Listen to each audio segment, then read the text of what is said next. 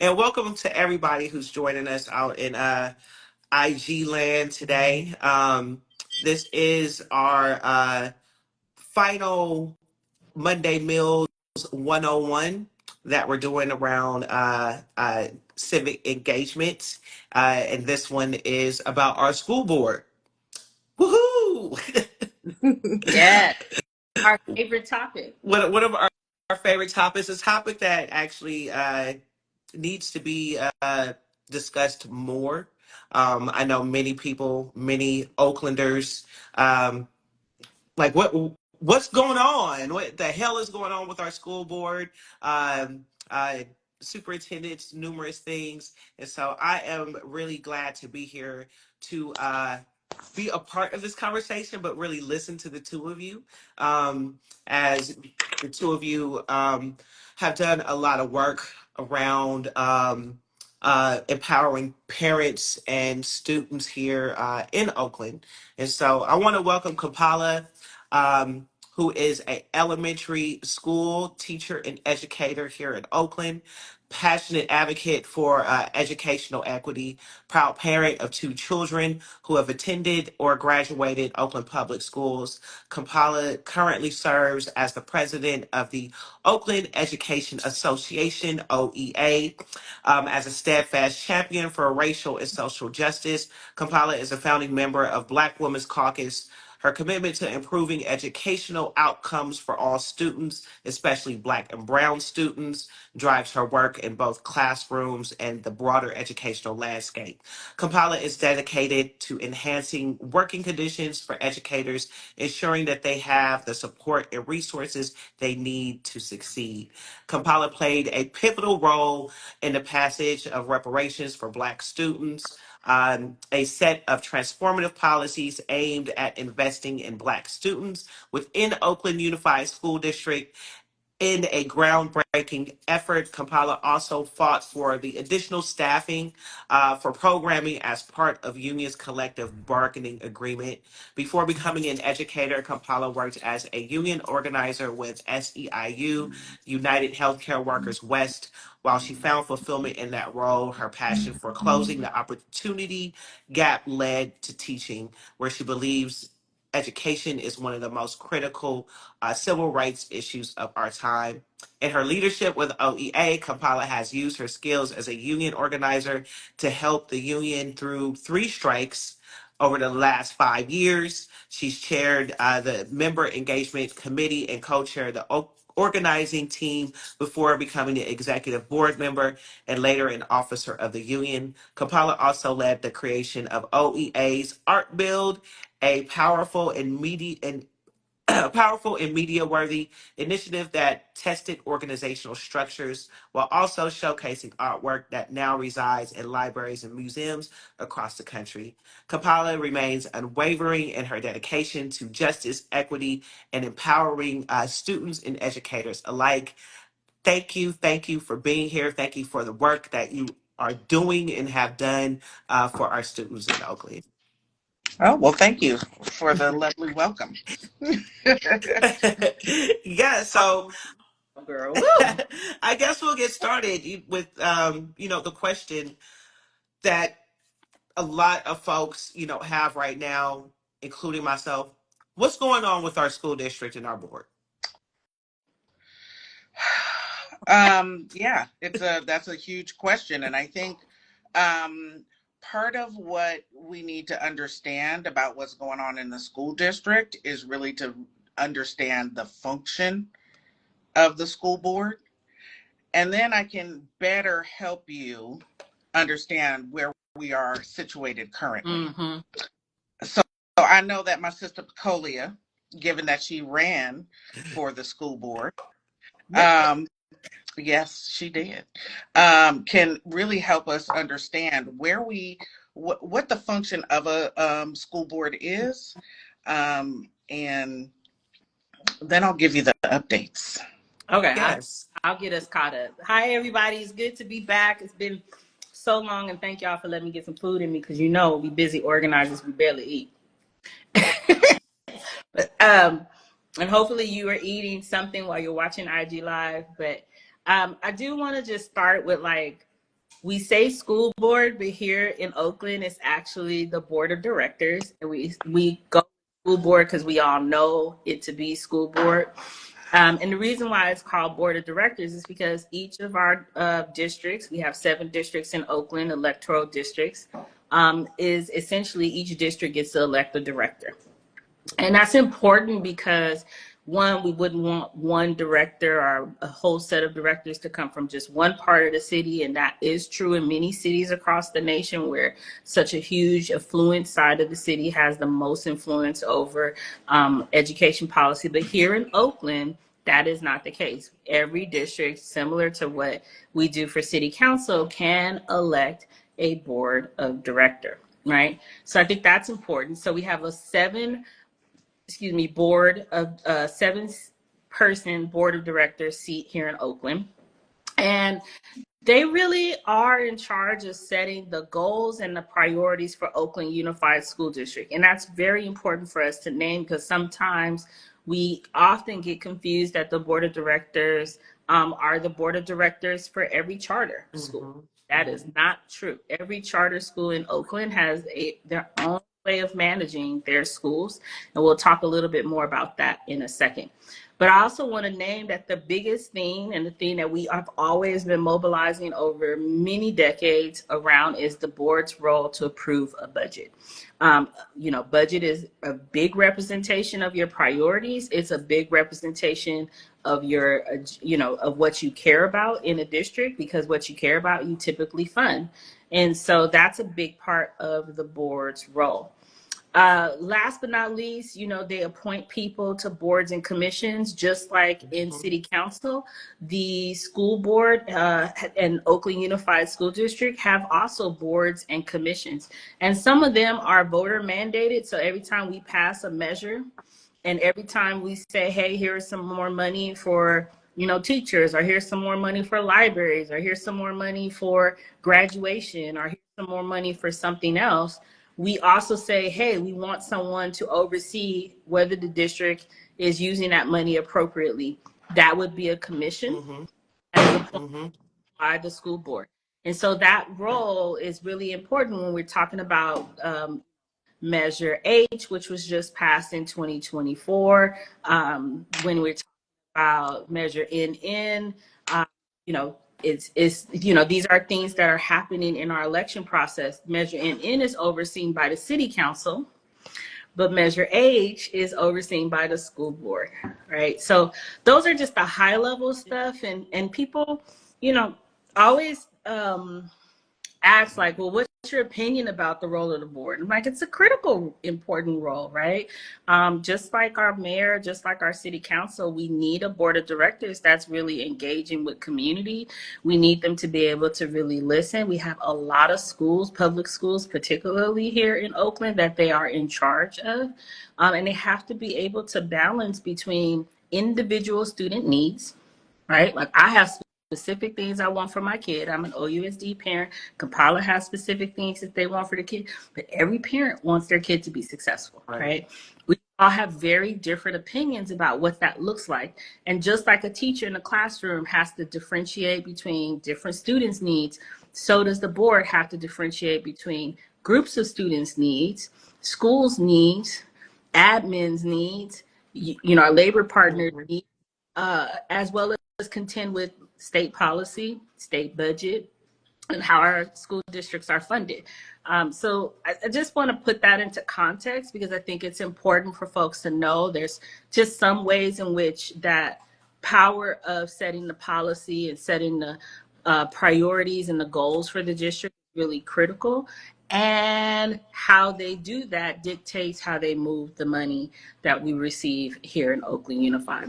We probably could do a whole Monday meals on budgeting for schools. And, the state of California is notorious for not being a very big funder of public education. But I think that gets us a little bit of the information we need to at least engage in a conversation around what is the role of the school board. Well, they're in charge of setting the goals and the priorities and the budget for the school district. And I think it's also important to say, let's talk about how big that budget is, right? We're not talking about a couple $1 billion.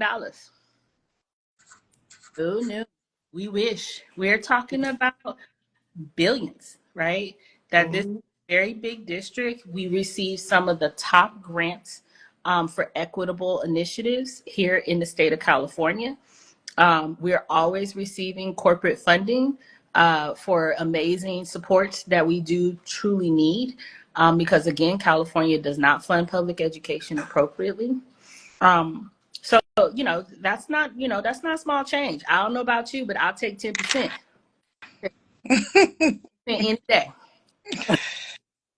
Um, what you're referring to around the state of California not Mhm. appropriately funding public education is absolutely true. We know that that came from Prop 13, and there's been many attempts to reform the Prop 13, which of course has happened unsuccessfully.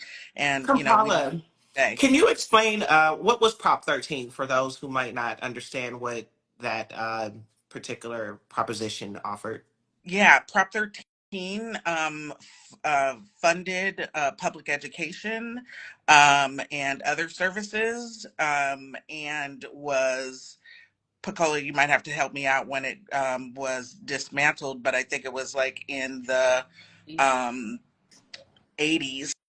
Hmm. And since the destruction of Prop 13, public school funding has suffered dramatically. Things that you might notice in a classroom that you might have had back then, a lot of arts, sports programs, you might actually have, you know, a teacher's aide, right? You used to have teachers and I teachers remember aide, that. Yeah.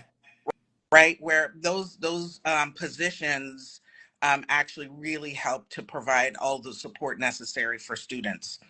And while I believe that the work to restore that funding is critical, a huge piece of the work that we need to do um, on a statewide level, there's also still some really serious issues and priorities, because I think what Pecolia was naming is that the district gets to set goals and they get to make choices around how they are spending their money. So there is a $1 billion budget here, and we are making decisions about how we're spending that money. And in the Oakland Unified School District, what happens year after year after year is that there is a projected operating budget, and they project that there is going to be this enormous deficit. And then by the end of the school year, there is this operating surplus. And so, what they're doing year after year is creating this cycle of sort of instability. Hmm. So, you are saying that you don't have this money and you have to cut all of these roles and all of these jobs. You're pushing people out of the district because, um, someone who has to annually um, maybe be at will and maybe not have employment anymore may not want to stay in that cycle of uncertainty, right? Especially in a city where the cost of housing is so high. You know what I mean? It's very difficult, and it costs a lot to live here in Oakland. So from 2020, we just see operating deficit, the projected deficit ending in a surplus. 21-22 school year, huge deficit, they claim. And then there's a surplus, and it just happens over and over and over again. And this year is absolutely no different. One of the things that I think makes this year a bit different is that um, they also said that the state was going to take over. And when I say they, I mean the county superintendent, the trustee, and a bunch of the senior leadership team came to all of the labor partners and said, we're going to do this, massive budget cuts, school closures. And if that doesn't happen, we're going to have to, um, you know, take over the state. the state will take over the district. And so we took that really, really seriously, right? That's a huge problem if you know, the budget was such crisis that the state was going to have to take over. Now, what I want to make sure that viewers are understanding is that we're already in receivership right now. We are actually looking like in the next month or so going to be out of state receivership. So this threat, of course, while that's amazing, right? That took many, many years of work to get that done. But Mm-hmm. what I will say though is that it felt like a scare tactic. That what it felt like was, and taking an advantage of an opportunity to make evoke a memory of state takeover, to make people feel so afraid that that was a terrible time when the district was in state receivership. So of course, for us as labor, we want to make sure that we're making informed decisions. We're making sure that we want to do all the things that are possible. We wanted to ask for a lot of information from the district to ensure that any positions that were going to be cut, that we were going to be doing it within a, um, a, a proposed budget that made sense, Mm-hmm. that would harm the district, right? Many of us in OEA are also parents in the district. And we work here, so there's absolutely no investment in us harming this school district. So um, we're dealing with the operating budget. We're trying to understand it, and we tried to make and propose an alternate budget. So some of the things that were being cut were things that were going to be impacting students. So we're talking about cutting English language development positions. We're talking that are impacting our students, some of our most vulnerable students. We're talking about cutting counselors and nurses. There's a position that is our STIP subs. They're substitutes that are at school sites that help cover for if a teacher has a meeting or a parent conference or an IEP meeting, really. And so these folks really help manage the communication between Mm-hmm. teachers and parents. And so those are really important positions. And we're like, well, let's make sure that we can find an alternate budget that keeps cuts away from kids. In order to do that, to make an alternative budget from the ones that the school district created, you need information. And so we asked for information, asked for information, asked for information. And, it becomes very difficult to get it. Um, and so that's just some of the challenges that we have in OUSD. Is problem solving is a huge issue in this district. Being able to resolve issues in OUSD between labor and management is it's broken, is what I'll say. Um, Issues at school sites. So I'm going to put the budget away. I'm going to talk about some of the other problem solving issues in Mm-hmm. Oakland School District. Issues at school sites do not get resolved often by site administrators. I'll say there are some exceptions to that.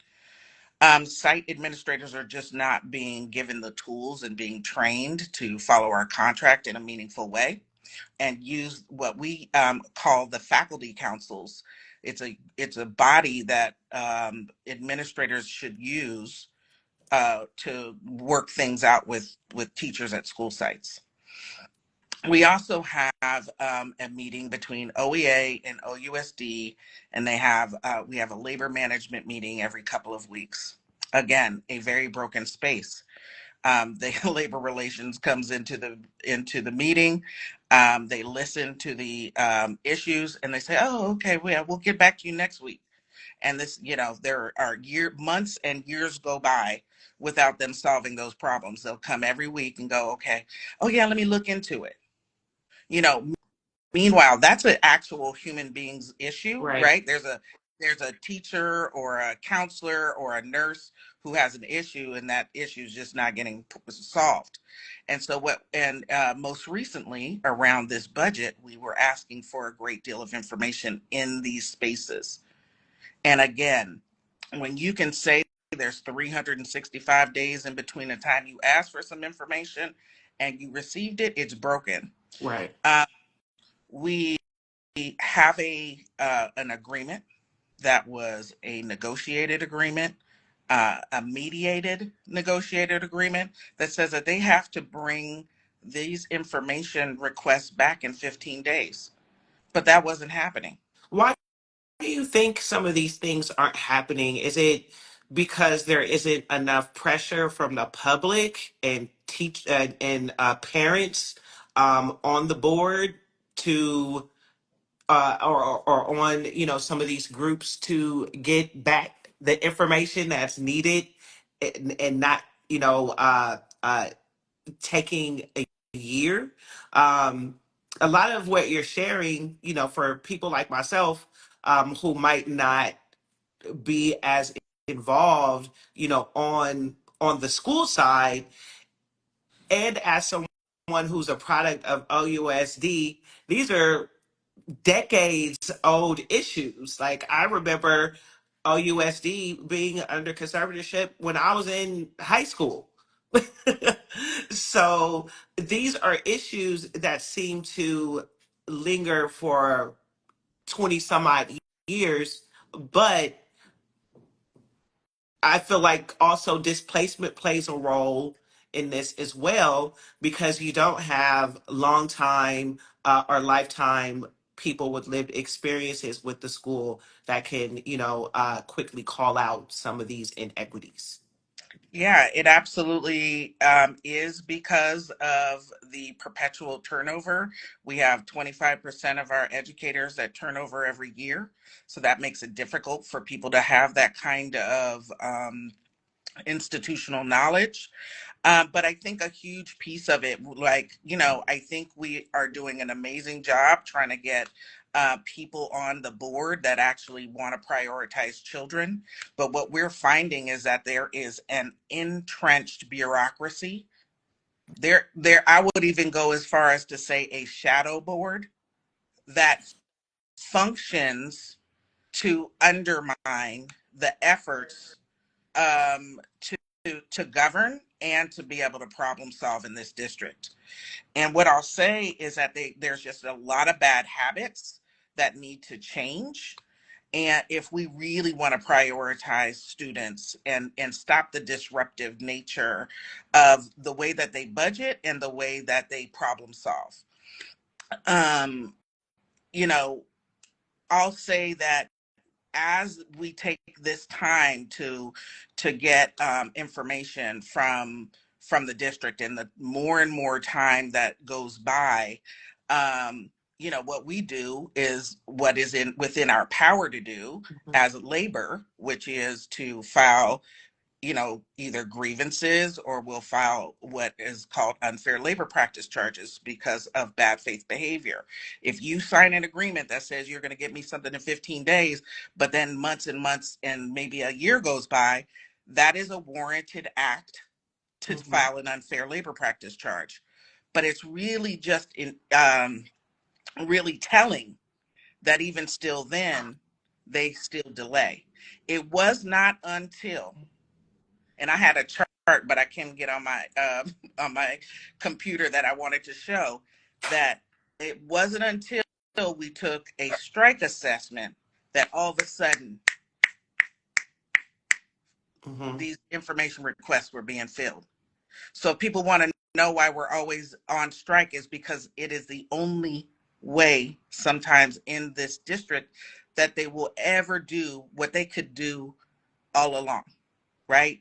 It is unfortunate that people have to get to a place where you have to create such a crisis, or a crisis has come to a crisis, that then they start doing something where within 1 or 2 weeks you can suddenly give something that you've been sitting on for an entire year.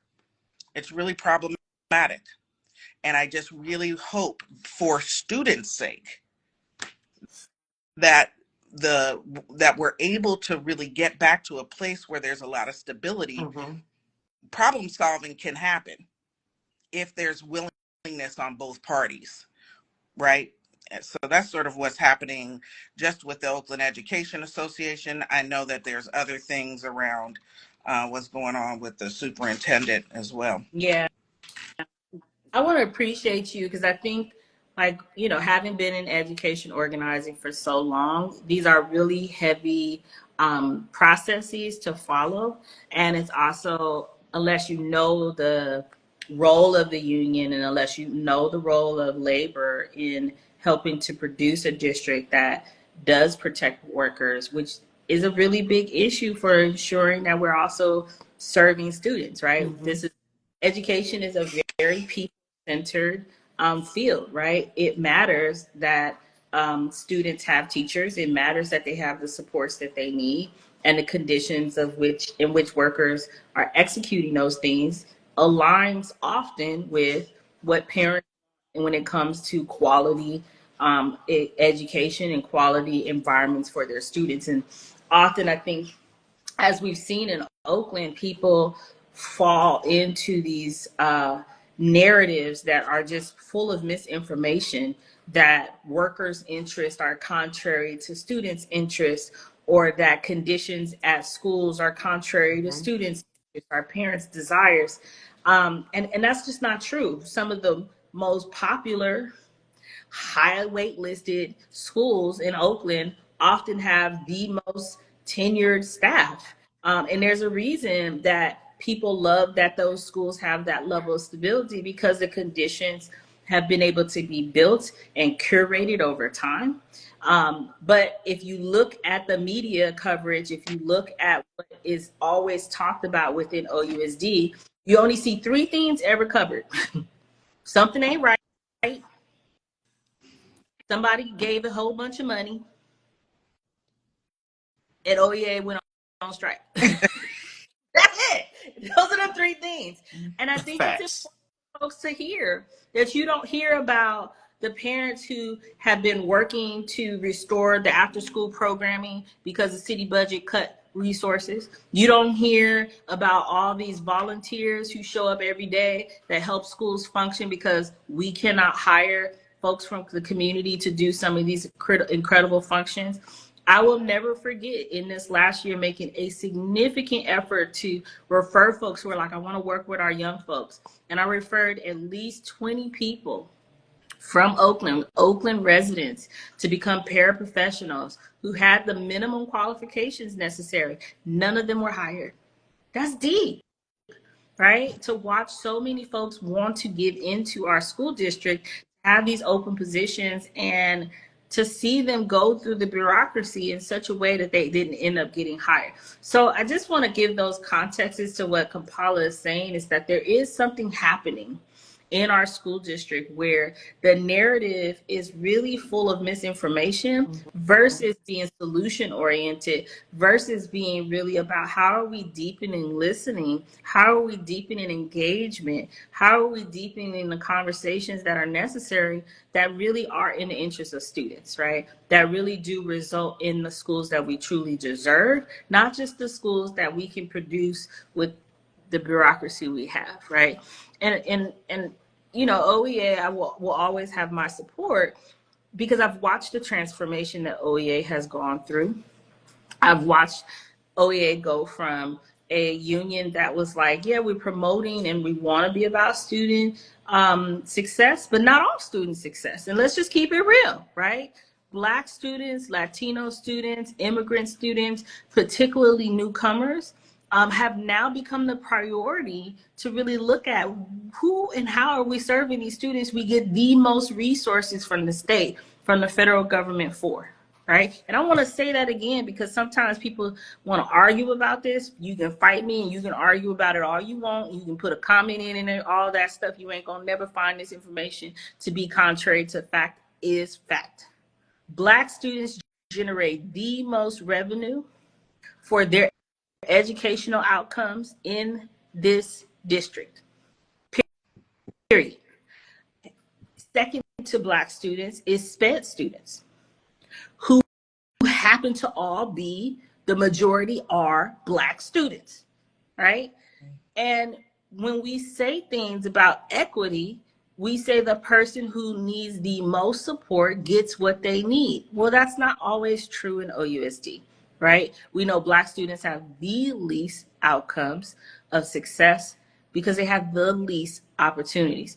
And so to have watched Kampala's leadership over the last several years really helped to center a whole teachers union in questioning what equity in action truly looks like, what it means to really open the contract up in such a way to dialogue about these core issues is not only unique, it's a darn unicorn. That's not happening all across this country. That's not happening because folks don't have the desire, but it takes desire and courage. It takes the courage to actually have the hard conversations, and it takes the courage to hold the school board and the superintendent accountable. So it's important context to bring to the conversation, because I think often, again, these concepts are really big, they're really detailed, but it really boils down to goals and priorities. Do we believe OUSD should have student outcomes that are so drastically different inside of schools? The same schools, same teachers, same students, different outcomes. Or do we believe that there should be a different way to move our students to success and their definition of success? Because I think, everybody wants their kid to grow up and retire them as quick as possible. I know that's why I'm invested in my kids. I'm transparent. I retire by 62, and I expect my kids to have the decent income that don't put me in a nursing home. However, y'all can laugh. It's the truth of the situation. What I think they should do for their career or their livelihood might be completely in contrary to what they want to do, right? So I do want to acknowledge that students have agency in this. And I also want to acknowledge something we didn't say, which is that we have students having power in this district. We have a city council. Shout out to all the student leaders on that. We have, Youth Vote Coalition that won 16 and 17-year-olds' rights to vote in school board elections, the second in the country to do such, the first being Berkeley. I mean, Oakland has and will always be the trailblazer for justice, right? Absolutely.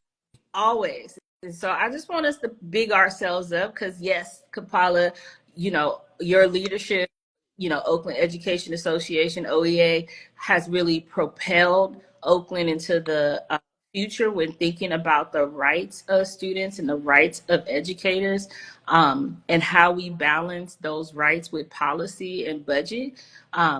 And shout out to all the parents, shout out to all the community members, shout out to all the elected, shout out to all of the folks around the country who consistently understand that what we are fighting for collectively is a new system, a new way of educating Black and Brown students at the center, the schools that we deserve at the center.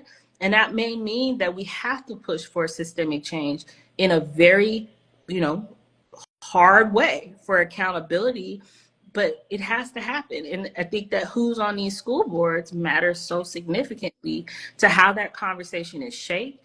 And it matters that we as the public aren't willing to counsel school board directors when they have the guts to say the system isn't working, we're going to try to do things a different way, which brings us to like this mess that's happening and has been happening for the last several weeks. Come on, people. We didn't Right. And question. can you explain? There's a lot of misinformation again, that's going around, confusing information, even from, trusted sources who might not know fully, what is going on. And so, can the two of you briefly talk about the current situation with the school superintendent and board voting around her current position? Yeah. I'll give the That's history. fine. I'll give the history, and then you can give the situation. So, just to be clear, so my former organization, Barrier Plan, led the charge back in 2016 to say that when the last superintendent, Antoine Wilson, left with like what, less than 3 months notice, that there needed to be a public superintendent process. Joined then a coalition called Justice for Oakland Students joined us in that call to action, and we collectively ran a campaign to say hire a local superintendent. The reason we did this was because Oakland had a revolving door of superintendents prior to 2016. And so there was a public process. There was that we made the board commit to, where public people, where everyone in the public came to McClymonds and got to identify what was the goals and the priorities they wanted to see in the superintendent, the qualities, the responsibilities. We all got educated, and then and there was a public search. So I just want to bring that back because I know, it's 2015, 2016 was a long time. It's 2025, and sometimes folks forget that. And out of that process, we had a community board that was in the hiring process that rejected every superintendent that was not local, because it was critical to us that a local superintendent was hired. Out of that process, Kyla Johnson-Trammell prevailed as the finalist and became superintendent of OUSD. So I just want us to be really clear about that, right? That happened to propel Kyla into the superintendent role. And Kyla at that time had just become a assistant superintendent of one of our set of schools. We call them, what do we call them? Networks. She had just become a network superintendent, and prior to being a network superintendent had been a principal, and then prior to that had been a teacher. So she was a grow your own superintendent.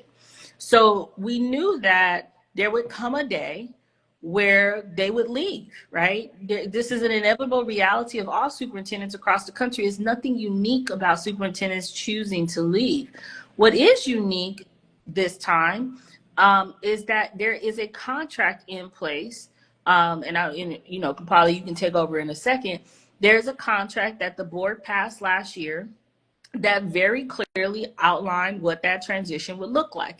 That Kyla would step down in this year, in 2025, and that they would not be in the role of the superintendent. Why is that important? That contract was approved in 2024. That's important. That was a board action taken in 2024. Now, since then, a whole lot of stuff done happened. We done gone through the proposal of a whole nother set of closures. Mm-hmm. We done through the reality that the district budget needed to be adjusted yet again. Case in point, I swear to goodness, Facebook could go back every year in December, and I swear to you, every year there's a deficit in OUSD. To Kampala's point, one day somebody's going to go through Facebook and literally make sure that we can make that a compilation. But until that day. So I just want to give context up until January 2025, because I think it matters that folks remember the history that we've already gone through. We've talked about, I'm going to be a Sankofa up in this conversation, because baby, there got to be a public process. And some saw my Facebook post, and I'm going to keep posting this. I have strong opinions about how much we have been paying superintendents. This started with Arlene Ackerman back in 2000, the highest paid superintendent coming from Philly to San Francisco, making money whether she was on the clock or off. She got a contract payout if she quit or if the board fired her. She set this precedence of how we now have normalized. Yeah, these people are making like six figures, well over six figures. It started with Arlene Ackerman and the bringing in of this Harvard business model framework into our public education space. That started in 2000. And now we done normalize this stuff like it's okay that we're spending this amount of resources on a public service. This ain't nothing new. I've been out against this since I was a young organizer, and I'm going to stay out against this, even if I become a superintendent myself, which used to be a career goal. I don't know now. I don't know. I don't know. But I just want to name that because Kampala gonna tell you what's going on right now. But I just want to give you the history of it because the history is important. She got into the role because we fought for a public process, and she prevailed through that as the best candidate at that time. And Justice for Oakland Students, Bay Area Plan, OEA, bunch of student led orgs, a lot of parent orgs. So there, this was the notion that we weren't or aren't supportive of the superintendent is kind of rich. But what I'll say is that it was a public process then, and the superintendent has been here. Has a longer history than many of the superintendents here, and but most recently, in her prior contract, took a sabbatical. So she took some time off. When she came back, they had a new contract. She was actually intending to leave then, but this new contract was a little bit of an effort to have her stay longer, from my understanding. And what is in this contract, like Pacolia named, is that at the, I believe it's in June, she's supposed to put together a proposal for what she would be doing for her special project.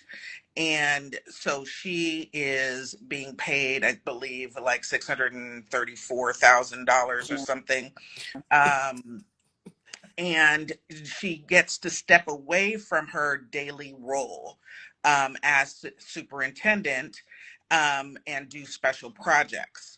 And then she's supposed to propose a interim person.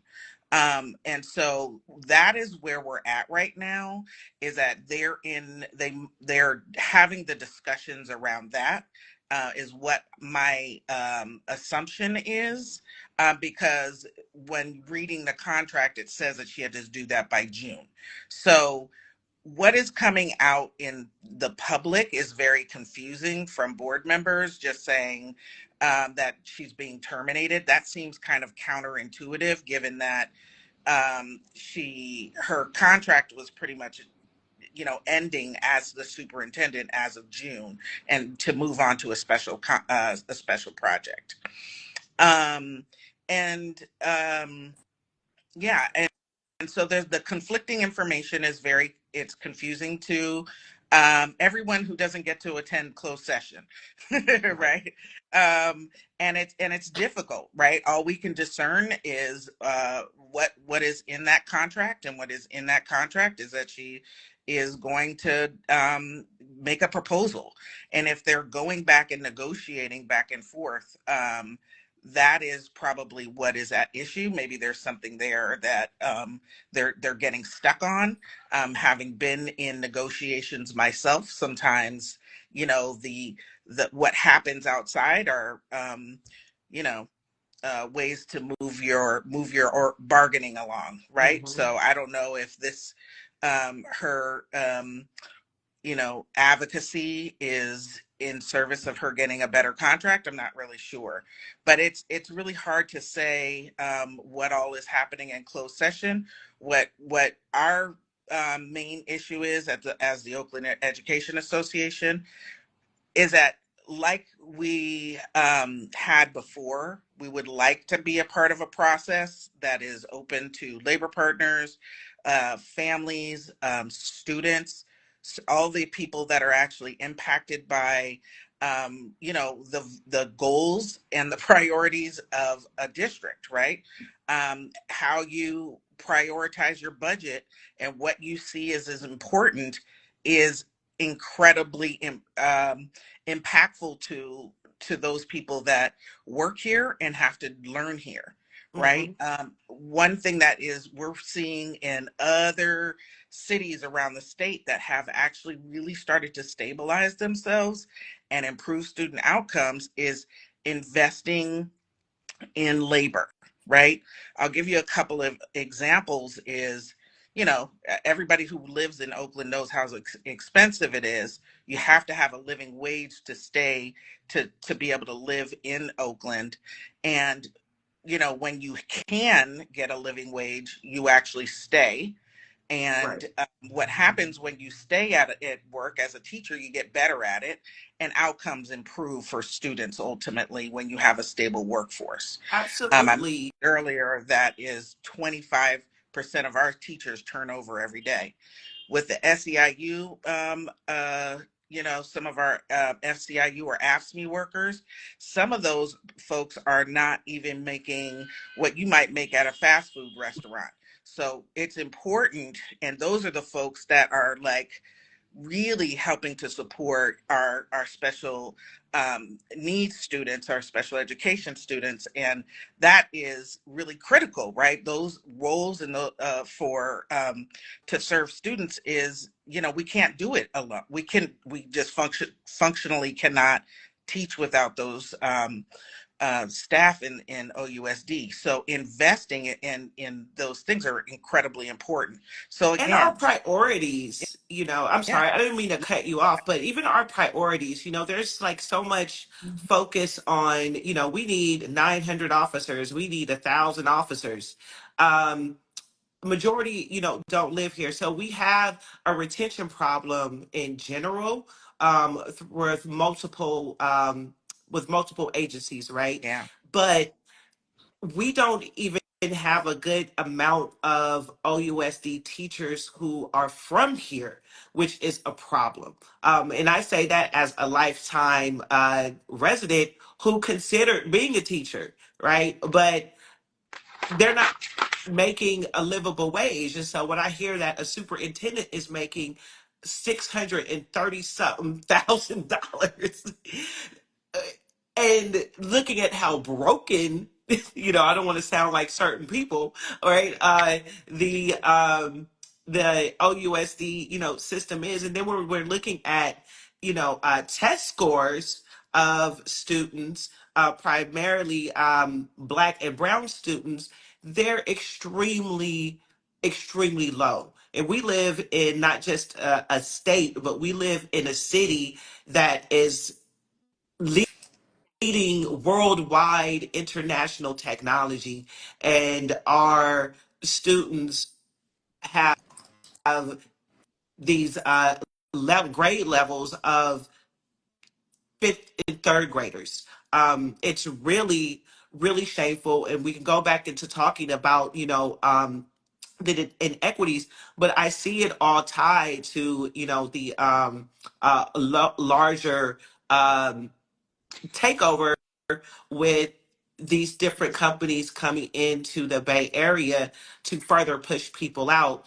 And they start at the educational level because majority of people aren't paying attention to the budgets and numerous things that you were saying. And we are in this moment right now to where we're seeing a lot of special interest money coming from outside into not just our local politics, but like I said, into our schools. If either of you wanted to, touch on that particular topic. yeah, that's a lot of the work that we've spent time, both of us have spent time doing. And one of the things that's really, you know, what happens here in Oakland is that there was just an influx during the last state takeover, where there's just a huge influx in the creation of charter schools. And so what was happening is that, the, you know, I guess it was between 2000, what was it, 6 and 2014 or something like that. Yeah. Charter schools, were coming in. They were closing down Oakland schools, and they were reopening as charter schools with 60% fewer Black students in them. So what was happening is that they were creating these for-profit education centers, and pushing students out, and therefore what happens is you're also pushing students out of neighborhoods as well. um, and so that oftentimes changes the way Oakland looks, and how affordable it is. Because then once you push students out of schools, you're pushing people out of their housing as a result. Because what happens is people may leave on their own, or once the school changes, people start coming into the neighborhood and then making the neighborhood unaffordable. And so those are some of the things that have happened. But yeah, when we come into our school board races is another place where we find a lot of money from outside entities start coming into um, the school board races. A lot of them are the charter industries that are paying for those school board races. So it has definitely got a great deal of private money in these public races. Mhm. Yeah. Yes, a lot of private money, but I'm definitely glad that we have folks like you and numerous other folks. I see some of our friends who are in the chat. Yes, we need more support for our disabled students. That's always been a huge issue in OUSD, and having more funding for that. Before we close out, how can people get involved? Are there any upcoming, meetings or, actions that the public can participate in?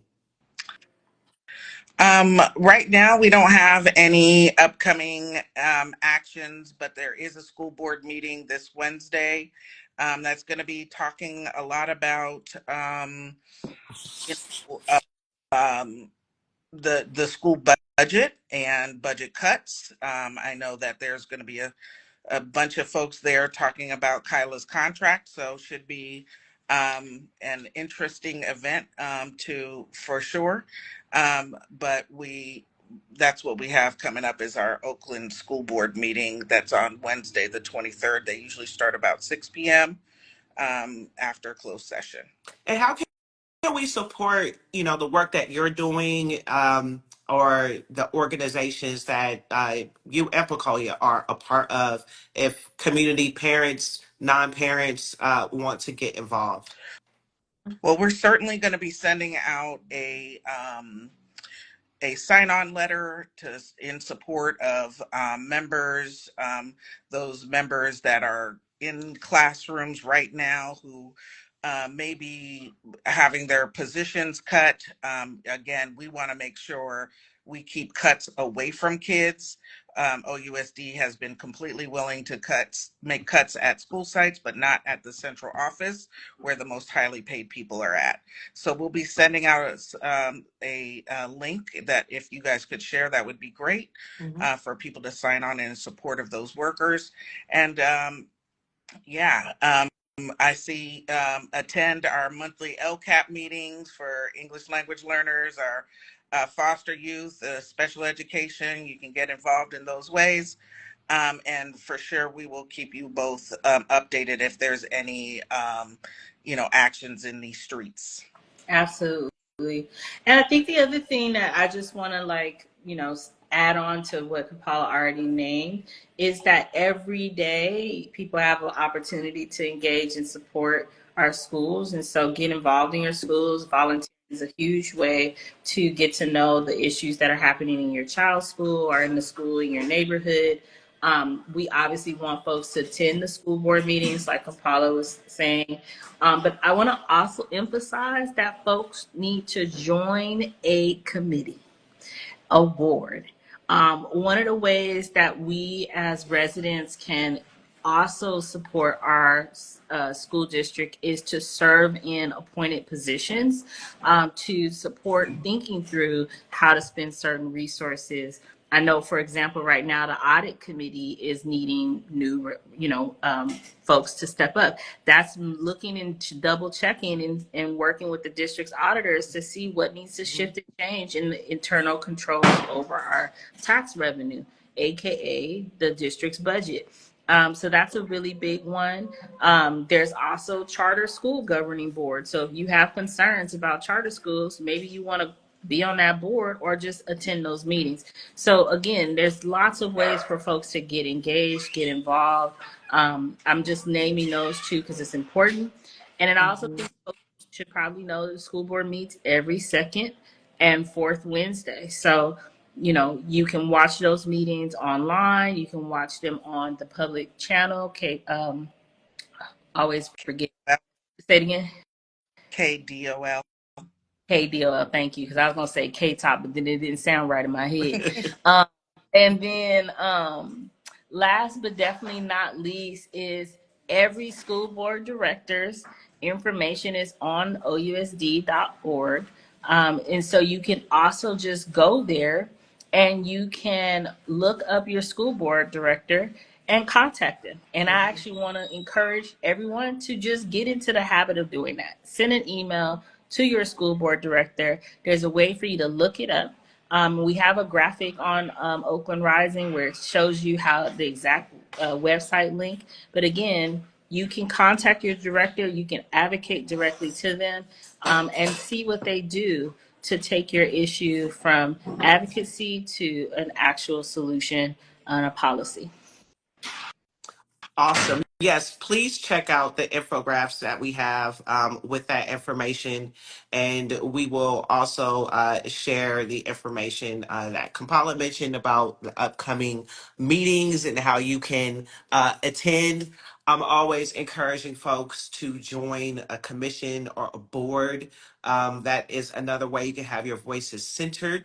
A lot of special interest groups have lobbyists who are representing, on these boards, and so they're able to, push their own agendas. You don't have to have experience of being a teacher or even being a parent. You just have to care about the community, care about the health, of our school district. So I want to thank y'all. I feel that this is a conversation that needs to be continued.